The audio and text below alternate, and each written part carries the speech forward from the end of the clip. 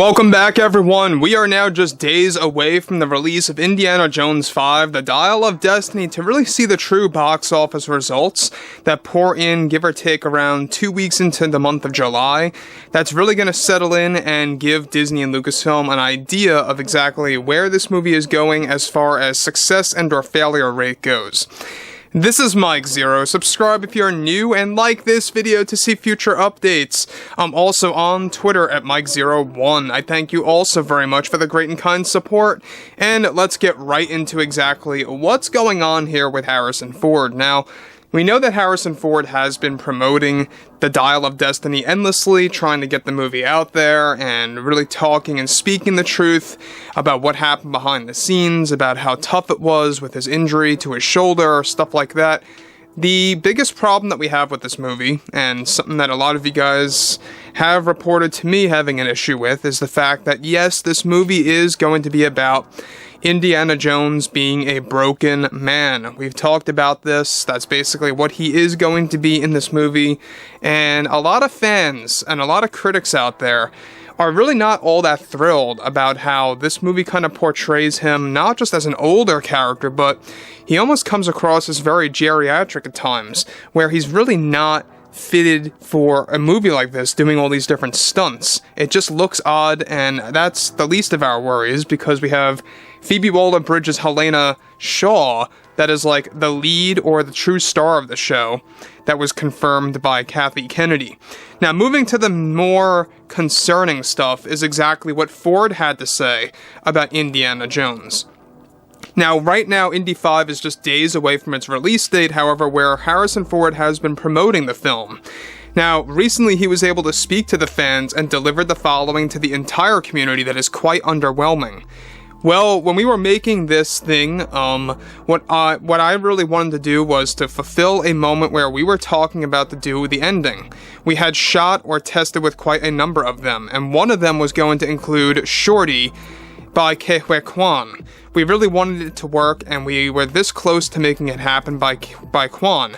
We really wanted to establish this, but Kathleen Kennedy really insisted that an ending like that would be way too over the top, since in her mind, Temple of Doom was one of the more controversial films, and the lowest rated of the three originals. So she didn't really want to create a reminder of that to end things on that note. But we had tested that ending with Shorty, and we had a really good idea that I think was going to be spectacular. It was just saddening to see the idea go to waste. Now, guys, let me pause here quick. Now, as always, Harrison Ford's always stumbling upon his words, putting a lot of ums in there. That's just how he is, by the way.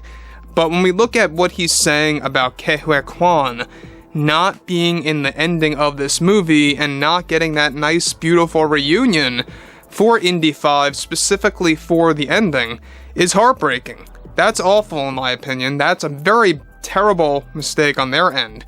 And it really makes you wonder, are they going to use some of that partially shot footage or some of those rough ideas to somehow bring in a cameo of Ke Huy Quan as Shorty? So far as we know, there was nothing implanted into the final cut of Indy 5 that even uses Shorty in the form of a cameo. There's only one major cameo in this movie, and we've talked about this in some of the past spoilers, and I'm sure that you guys know exactly who I'm talking about. And I don't really want to give it away just yet in case you guys are going to go ahead and see this movie, but I'll just say it's somebody very close to Indy. Now, what's interesting about this, though, is how Ford says that Kathleen Kennedy didn't want to pursue this ending, which is ridiculous, because she feels Temple of Doom was a controversial film and the lowest rated of the three.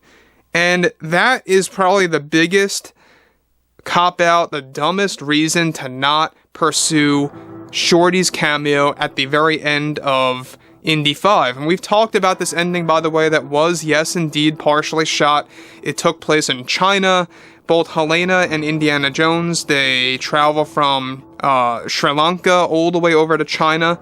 And in China, they visit basically Shorty's home, where he's meditating, and then he gives Indiana Jones a map to the Himalayan mountains that leads him to discovering yet another relic. And in that ending, it's Helena that takes up the basic, of course, adventure of Indiana Jones to take the map and to go with Indy for one other ride to kind of leave open a sequel without Indiana Jones. And that was just one of the ideas. Even though I wasn't a big fan of Helena being the send-off in this ending also, it was great to see how Shorty was playing a very big role or significant, role in that of handing over knowledge. That's what I liked. Now, moving to the next thing, this is where things get very complex. Now, he states, Kathy really felt she wanted to embrace a very basic, simple ending for this one, and didn't really want to go too crazy. Myself and Steven, he's talking about Spielberg, really felt this was going to be a great direction to go, and he really wanted to do it too. But it was just unfortunate that there were so many creative angles going into the ending and what the proper send-off for both Indy and Helena would be for the final film.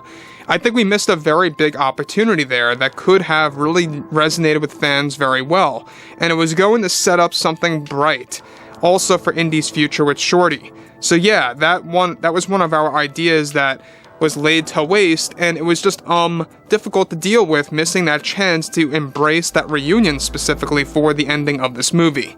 Shorty was my all-time favorite character in the movies that I created, from, of course, apart from Marion. I had such a great time and fun time with Quan. He's a very talented guy and actor. Now, again, totally missed opportunity, just like Harrison Ford said. How can you even think about passing up a Shorty cameo exactly at the ending of the film? It would have been amazing if they could have done that. They could have done endless possibilities that would have given fans great material to maybe perhaps set off a spin-off movie with Shorty, or aka Short Round. They could have done something like that. But right now, there is a sequel still in the works. James Mangold is reportedly not coming back for that.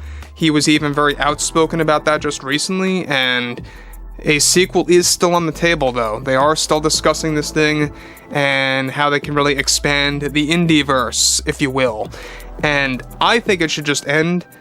Cut things off, don't make a show, don't make a movie, just end it where it is now.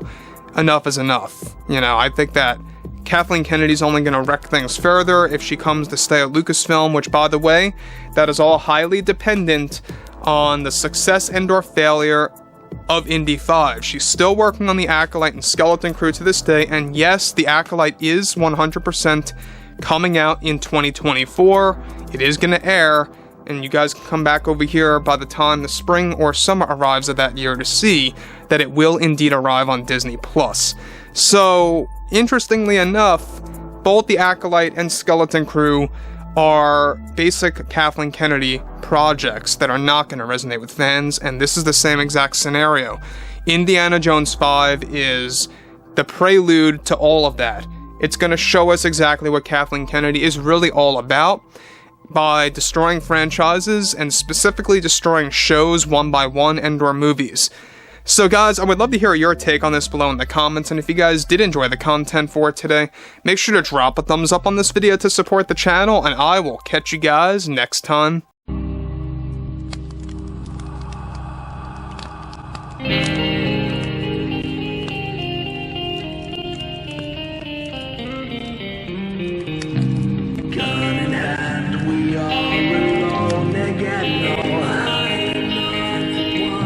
From night to moon.